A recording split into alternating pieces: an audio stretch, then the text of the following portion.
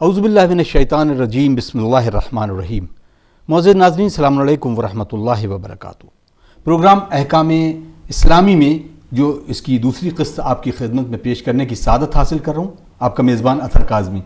اور آج ہم ڈسکس کر رہے تھے پچھلے نشست میں تقلید کے سلسلے پہ، اور ہمارے ساتھ حجت الاسلام والمسلمین علی جناب مولانا مصطفیٰ علی خان ادیب الہندی صاحب قبلہ، جو پچھلی قسط میں بڑی خوبصورت باتیں انہوں نے بتائیں تقلید کے حوالے سے۔ یقیناً ہمارے پاس وقت کی بڑی تنگی رہتی ہے، لیکن آج ہم تقلید کے کچھ اور سوالوں پر ڈسکس کریں گے۔ امید کرتے ہیں کہ آپ ان تمام سوالوں کے جوابات سن کر ضرور لطف اندوز بھی ہوں گے، اور انشاءاللہ تعالیٰ آپ کے علم میں اضافہ بھی ہوگا۔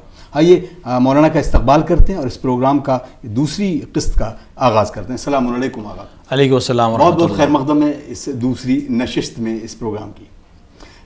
ہم بات کر رہے تھے تقلید کے سلسلے میں، اور تقلید میں بحمدللہ جس طریقے سے آپ نے بتایا، کیونکہ وقت کی تنگی تھی، پہلا سوال یہ اٹھتا ہے کہ ہم کیا ایک وقت میں دو مرجع تقلید کے مقلد ہو سکتے ہیں کہ نہیں؟ اعوذ باللہ من الشیطان الرجیم، بسم اللہ الرحمن الرحیم، الحمدللہ رب العالمین، وصلی اللہ علی سیدنا محمد وآلہ الطیبین الطاہرین۔ اس جواب کے پہلے وہ بات جو پچھلے ایپیسوڈ میں رہ گئی تھی وہ پوری کرنے کی ضرورت ہے، تاکہ اس مسئلے کا جواب آسان ہو جائے گا۔ جی دیکھیں، یہ جو سوال ہوتا ہے کہ علماء میں اختلاف ہے، تو جس طرح دو ڈاکٹرز کے مختلف اوپینین ہو سکتے ہیں، دو ایکسپرٹس کے مختلف اوپینین ہو سکتے ہیں، اسی طرح علماء کے مختلف اوپینینز ہوتے ہیں۔ اور اس کی ایک خاص وجہ یہ ہے کہ ہمارے پاس جو سورس ہے حکم دینے کا یا حکم حاصل کرنے کا، وہ 4 سے زیادہ نہیں ہے۔ امامیہ کے پاس جو سورس ہیں ان کا نام قرآن ہے اور سنت نبوی ہے۔ البتہ سنت نبوی میں ہم ناظرین کے لیے اپنے بیان کر دیں کہ سنت سے مراد رسول اکرم اور ائمہ معصومین علیہم الصلاۃ والسلام کا قول، فعل اور تقریر ہے۔ جی بہت سے الفاظ ایسے ہوتے ہیں جو مشترک ہوتے ہیں دو زبانوں میں، لیکن دونوں کے معنی الگ ہوتے ہیں۔ جی جب ہم اردو میں تقریر کہتے ہیں تو اس سے مراد ذہن میں آتی ہے کوئی تقریر، کوئی کلام، اور ممکن ہمارے ناظرین سمجھے کہ شاید امام نے کوئی تقریر کی ہو یا معصوم نے کوئی تقریر کی ہو، اس کے ذریعے سے جو بات ہے اس کو اسپیچ بھی کہہ سکتے ہیں۔ اس کو اسپیچ بھی کہہ سکتے ہیں۔ نہیں، تقریر کا مطلب ہوتا ہے، عربی میں تقریر کا مطلب ہوتا ہے کہ امام کے سامنے یا کسی کے سامنے کوئی عمل انجام دیا جائے اور معصوم خاموش رہے۔ جی تو فقہ میں اس بات کو ایکسیپٹ کیا جاتا ہے کہ اگر معصوم کے سامنے کوئی عمل ہو اور معصوم خاموش رہے، اس کو روکے نہیں، ٹوکے نہیں، تو کم سے کم اس عمل کے جائز ہونے کی دلیل ہے، ورنہ معصوم روکتا، ٹوکتا، بتاتا کہ یہ کام صحیح نہیں ہے۔ تو سنت سے مراد ہے رسول نے یا ائمہ معصومین نے کوئی کام کیا ہے تو حد اقل یہ کام جائز ہے۔ معصوم نے کہا ہو یہ کام کیا کرو، جی تو اس کا کہنا جائز، یا معصوم نے کہا یہ کام نہ کیا کرو، حرام ہے یا مکروہ ہے۔ اسی طرح معصوم کے سامنے کوئی عمل ہو اور معصوم خاموش رہے، تو اس کی خاموشی اس بات کی دلیل ہے کہ حد اقل یہ کام مباح ہے، اس کو کیا جا سکتا ہے۔ جی یہ سنت ہو گئی۔ تیسری چیز ہے عقل۔ جی عقل سے مراد ہماری اور آپ کی جو عقل ہے، خداوند عالم نے انسان کو جو فوقیت دی ہے تمام مخلوقات پہ، اس کی وجہ صرف عقل ہے، کیونکہ انسان کی عقل انسان کی بہت زیادہ ہدایت کرتی ہے۔ ٹھیک ہے، بہت سی چیزوں کو نہیں بتا پاتی، لیکن اچھی خاصی چیزوں کو بتا سکتی ہے، اور اس عقل کے ذریعے انسان بہت سے احکامات کو حاصل کر سکتا ہے۔ مثال کے طور پر ہم آپ کی خدمت میں بیان کریں کہ مثلا عقل انسان کی مدد کرتی ہے کہ مثال کے طور پر خداوند عالم نے یا حدیث میں ملا کہ مثلا ہر وہ چیز جو بہنے والی ہو اور نشہ آور ہو، وہ چیز جائز نہیں ہے، نجس ہے وہ۔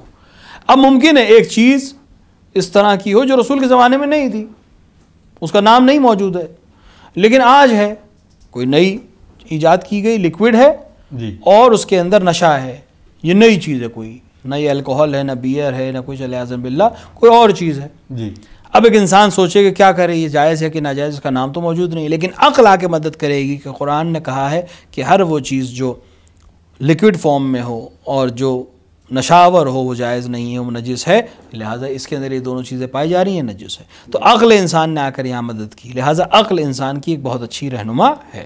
اور چوتھی چیز ہے اجماع، یعنی علماء امامیہ کا اجماع ہو کسی چیز کے اوپر۔ ظاہر سی بات ہے علماء کا اجماع کاشف ہوتا ہے کہ معصوم کا قول یہی ہے. ممکن ہے حدیث ہم نے نہیں دیکھی, اس زمانے کے علماء نے نہیں دیکھی, لیکن وہ علماء جو معصوم کے دور کے نزدیک کے علماء تھے, حتماً ان کے سامنے معصوم کی کوئی چیز تھی جس کی وجہ سے انہوں نے اس چیز کے اوپر فتویٰ دیا ہے. تو علماء کے اجماع کو ایک اہمیت اس لیے حاصل ہوتی ہے. تو یہ 4 چیزیں جس کے ذریعے سے ہم ایک مجتہد فتویٰ دیتا ہے, اس کی انڈرسٹینڈنگ میں, اس کے انٹرپریٹیشن میں, جو سورسز ہمارے پاس حدیث کے ہیں, قرآن میں تو مسئلہ نہیں, سب کے پاس وہی قرآن ہے, لیکن قرآن کا انٹرپریٹیشن میں اور حدیث کے آنے میں, حدیث میں ہمیں راویوں کو ایک سلسلہ چاہیے. ممکن ہے ایک راوی میرے لیے قابل قبول نہ ہو اور آپ کے لیے قابل قبول ہو, تو آپ اس روایت کو یوز کریں گے, میں اس روایت کو یوز نہیں کروں گا, لہٰذا فتوے میں اختلاف ہو جائے گا. تو یہ فتوے میں جو اختلاف ہے یہ سورس آف انفارمیشن میں اختلاف کی وجہ سے ہے, یا جو ہماری کیز ہیں اس پہ انفارمیشن کو آنکھنے کے لیے جو ہمارے پاس ہے, یا فتویٰ دینے کے لیے جو ہم نے معیار بنایا ہے, اس پہ اگر وہ حدیث ہمارے لیے نہیں اتر رہی تو ہم فتویٰ نہیں دے سکتے. لیکن اگر غور کرے کوئی شخص اور واقعاً تعصب کی عینک اتار دے, تو ہمارے جو مراجع اس وقت زندہ ہیں, خدا ان کو حفظ کرے اور ان کے سائے کو برقرار رکھے, جو دنیا سے چلے گئے خدا ان کی مغفرت کرے, اور ان کے دستور کو ہمارے درمیان موجود ہیں. بہت سے لوگ ہیں ممکن ہے کہ تقلید میں ہوں کسی مرحوم کے. تو عرض ہو آپ کی خدمت میں کہ اگر آپ پوری توضیح المسائل پڑھ ڈالیں 10 علماء کی, ایک مسئلہ پڑھ ڈالیں, تو شاید 1% یا 2% آپ کو اختلاف ملے گا. تو ایسا کوئی اختلاف نہیں ہے کہ ہر بات میں اختلاف ہے, یہ 1-2% اختلاف, وہی وجہ میں نے آپ کو بتا دی. تو اتنا, اس سے زیادہ اختلاف میڈیکل سائنس میں ہے, اس سے زیادہ اختلاف دوسری سائنسز میں ہے.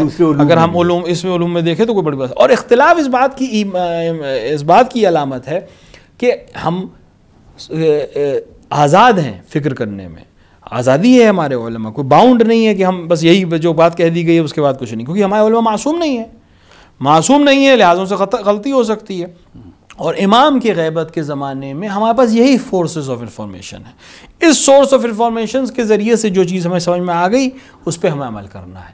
اور تقلید کا ایک بہت بڑا فائدہ یہ ہے, جس طرح آپ نماز جماعت میں جب نماز پڑھتے ہیں تو آپ کی جماعت کا ضامن امام ہے, وہ امام جو نماز پڑھا رہا ہے. اگر آپ نے ارکان نماز جماعت کو صحیح سے ادا کیا اور نماز جماعت کی شرائط کو صحیح سے ادا کیا ہے, تو اب آپ کی نماز اس کی گردن پہ. اگر اس کا وضو غلط تھا تو آپ کی نماز صحیح ہے, اس کو اپنے وضو کو دیکھنا پڑے گا اور حساب دینا پڑے گا. اگر اس کی قرت گڑبڑ تھی یا اس نے کوئی کام غلط کیا تو اس کی ذمہ داری ہے آپ کی نماز صحیح ہے. اسی طرح احکام یا تو آپ خود حاصل کرتے ہیں تو اس میں آپ کو جواب دینا پڑے گا کہ یہ سوال, یہ فقہ کہاں سے حاصل کیا, اور یہ جملہ کہاں سے حاصل کیا, اور یہ حکم کہاں سے حاصل کیا. لیکن تقلید کا فائدہ یہ ہے کہ بارگاہ خداوندی میں کل جب سوال ہوگا تم نے یہ عمل کیوں کیا, تو میں نے ان کے کہنے پہ عمل کیا, ان سے جواب لیجیے. اور ان کے کہنے پہ عمل کیوں کیا, کیونکہ معصوم نے ہم سے کہا ہے کہ غیبت کی زمانے میں ہمارے علماء سے رجوع کیا کرو. جو اس طرح کا بہت اچھا, میرے سوال جو پہلا سوال کیا تھا وہ تھوڑا اس کو ہم آگے میں اس کو جواب دے دوں پہلے. ایک وقت میں 2 کے اوپر کوئی انسان تقلید نہیں کر سکتا, تقلید کسی ایک کی ہی ہو سکتی ہے. 2 کا مطلب یہ ہے کہ آپ کسی شخص کو برابر بالکل سمجھ رہے ہیں, تو برابر سمجھنے کے لیے بھی ہمارے پاس ضوابط ہیں کہ اگر دونوں برابر ہو تو اس میں جس کا علم زیادہ ہو, اگر علم میں بھی بالکل برابر ہو تو جس کا تقویٰ زیادہ ہو, اگر تقویٰ میں بھی زیادہ ہوں تو پھر سے بہت سے اور مسائل ہیں جو پرہیزگاری اور دیگر چیزیں, اس میں کسی ایک کا انتخاب کر لے. یا احتیاط پہ عمل کر سکتا ہے کہ دونوں کے حکم پر عمل کرے, اگر اس طرح سے کہ اگر دونوں نے حرام کہا ہے تو اس کو اجتناب کر دے, ایک نے واجب کہا ہے اور ایک نے مستحب کہا ہے تو عمل کر لے, ایک نے مکروہ کہا ہے ایک نے حرام کہا ہے تو اس سے پرہیز کر لے, تو وہ احتیاط پر عمل کر سکتا ہے. لیکن تقلید اگر کرے گا تو ایک وقت میں کسی ایک مجتہد کی ہی تقلید کر سکتا ہے, جو طریقہ ہر جگہ ہے. ایک وقت آپ 2 ڈاکٹروں کا علاج نہیں کریں گے, ورنہ اس کی دوا اس سے ٹکرائے گی, اس کی دوا اس سے ٹکرائے گی, تو ریئیکشن ہونے کے بہت چانسز. تو آپ ایک اختیار آپ کے ہاتھ میں ہے, معیار آپ کے ہاتھ میں. پہلے آپ پوری تحقیق کر لیجئے کہ اس وقت سب سے بہترین علم میں کون ہے, تقوی میں کون ہے, شرف میں کون ہے, احکامات میں کون ایکسپرٹ ہے, پھر آپ اس کی تقلید کریے. جی جزاک اللہ. میرا سوال جو تھا وہ تھا امام, یعنی بہت سارے لوگوں کا یہ کہنا ہے کہ ہم تقلید نہیں کرتے بلکہ امام کے بتائے ہوئے قوانین پہ عمل کرتے ہیں, ہم امام کی اتباع کرتے ہیں. تو اتباع میں اور تقلید میں کیا فرق؟ بے شک جملہ صحیح ہے کہ ہم امام کی اتباع کرتے ہیں, تو ہم تقلید بھی امام کی اتباع میں ہی کر رہے ہیں. جی, تقلید خود سے نہیں اختراع کی ہے ہم نے.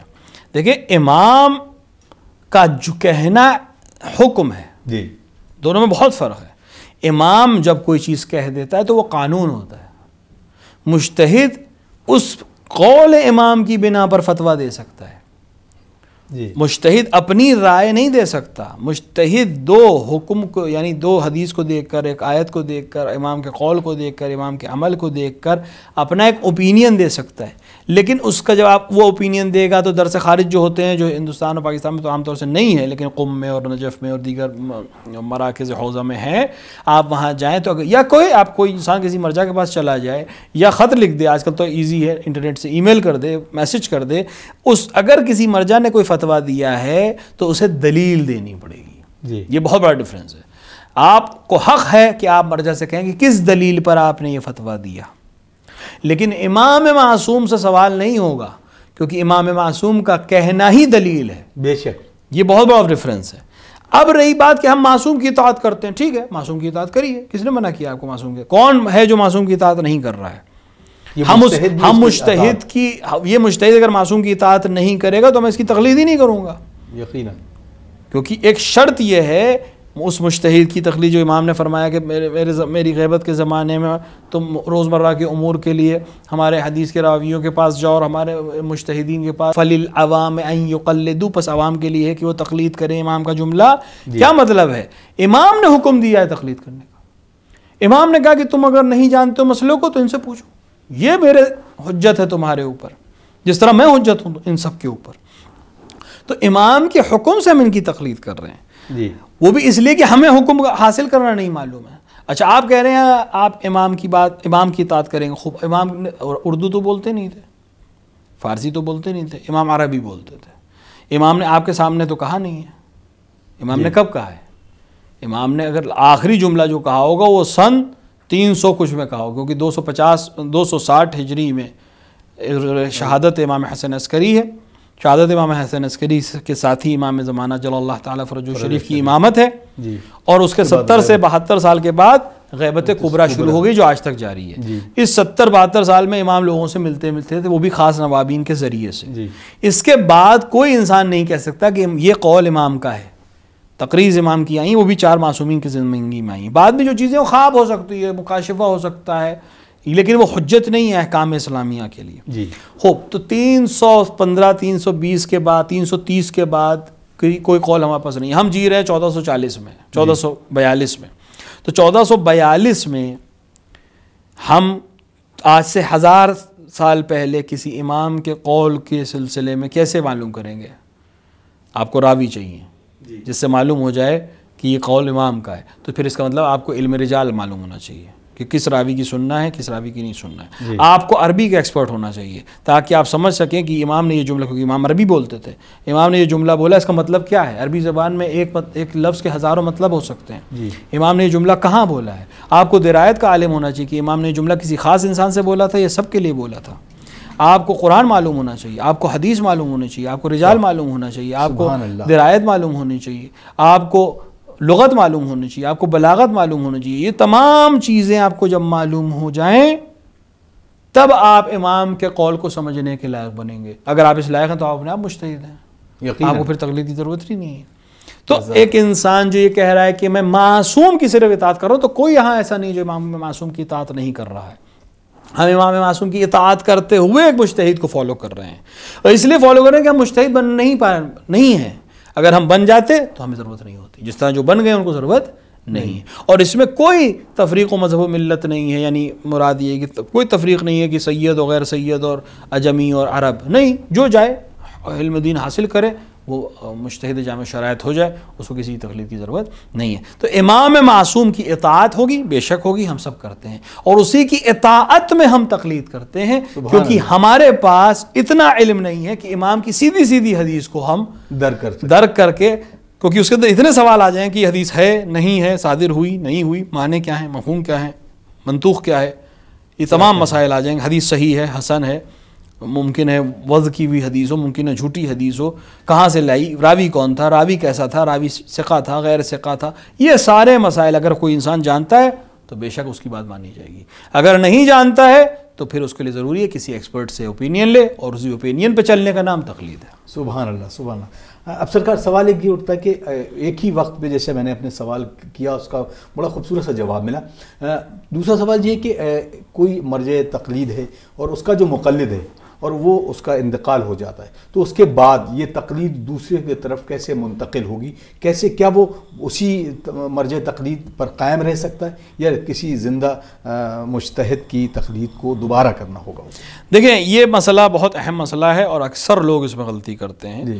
دیکھیے کسی شخص کی تقلید کے لیے ضروری ہے کہ وہ زندہ ہو۔ ہمارے پاس جو تقلید کے شرائط ہیں، مقلد کے جو شرائط ہیں، اس میں سے ایک شرط یہ ہے کہ وہ شخص زندہ ہو جس کی تقلید کی جا رہی ہے۔ خوب، اگر انسان نے ایک زندہ مجتہد جامع شرائط کی تقلید شروع کی، کچھ دن بعد، کچھ برس بعد یہ شخص اس دنیا سے چلا گیا، یہ مجتہد اس دنیا سے چلا گیا، اب یہ شخص کیا کرے؟ خوب، اس شخص کو دو کام کرنے ہیں۔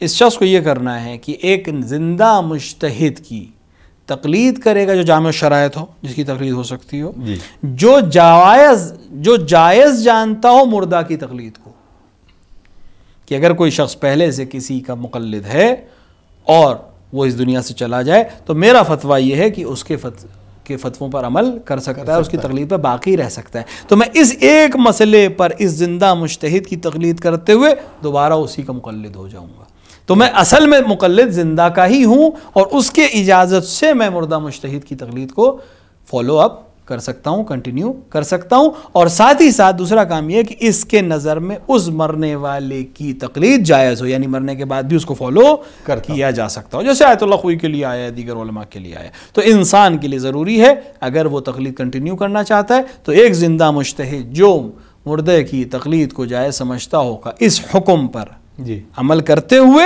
دوبارہ اس کی تقلید پر باقی رہے گا۔ جزاک اللہ، جزاک اللہ۔ تو سرکار ایک سوال یہ کہ جیسا کہ بچپن میں مجھے بتایا گیا یا ہم جیسے لوگوں کو بتایا گیا کہ آپ کو تقلید کی نیت کرنی ہے، تو بہت شارٹ میں میں جانا رہا ہوں، وقت بالکل اجازت نہیں دے رہا ہے کہ تقلید کی نیت کیسے کرنا ہے، کہ وہ دل میں تہیہ کرنا ہے یا واقعاً اس کو اپنے لفظوں کے ساتھ یہ بات کہنا ہے؟ دیکھیں نیت میں بہت سے لوگ یہ غلطی کرتے ہیں، ہر چیز میں جہاں بھی نیت آتی ہے وہاں بڑے مسائل آ جاتے ہیں کہ صاحب ادا نہیں ہوئی اور صحیح سے نیت ہوئی۔ نہیں، نیت کا مطلب یہ ہے کہ انسان جب عمل کر رہا ہے تو اس کو ہوش و حواس میں اس چیز کو سمجھ کر اس پہ عمل کرنے کی نیت کرے کہ میں یہ کر رہا ہوں۔ مثال کے طور پر آپ وضو کر رہے ہیں، آپ کہتے ہیں وضو میں نیت شرط ہے، تو کیا مطلب ہے نیت کا؟ میں زبان پہ لاؤں کہ صاحب مثلا میں وضو کرتا ہوں قربتاً اللہ، ٹھیک ہے، یہ ذہن میں ہونا کافی ہے، زبان پہ آنا ضروری نہیں ہے۔ کوئی آپ سے اس وقت اگر پوچھے کہ آپ کیا کر رہے ہیں، آپ کیا جواب دیں گے؟ میں وضو کر رہا ہوں۔ یہی وضو جواب دینا اس بات کی علامت ہے کہ آپ نیت آپ کی وضو ہے۔ اسی طرح نماز جب آپ پڑھ رہے ہیں تو اگر کوئی آپ کو پکارتا ہے آپ کیوں نہیں جواب دے رہے ہیں، اس کا مطلب ہے کہ آپ اتنے ہوش میں ہیں کہ آپ نماز پڑھ رہے ہیں، مجھے جواب نہیں دے سکتے، یہی نماز کی نیت ہے۔ اسی طرح مجتہد کی تقلید کی نیت زبان میں دہرانے میں کوئی حرج نہیں ہے۔